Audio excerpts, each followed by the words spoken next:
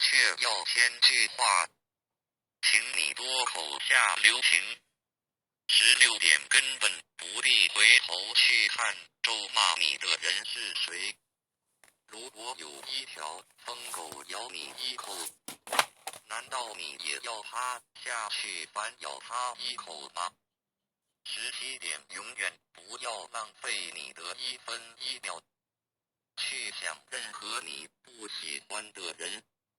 18点请你用慈悲心和温和的态度把你的不满与委屈说出来，别人就容易接受。19点同样的瓶子，你为什么要装毒药呢？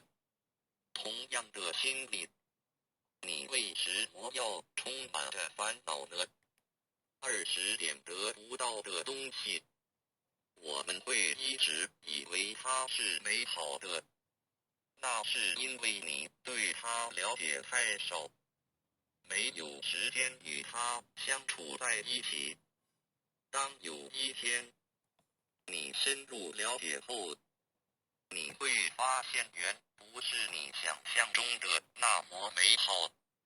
21点活着一天，就是有福气，就该珍惜。当我哭泣我没有鞋子穿的时候，我发现有人却没有脚。22点多1分心力去注意别人，就少1分心力反省自己，你懂吗？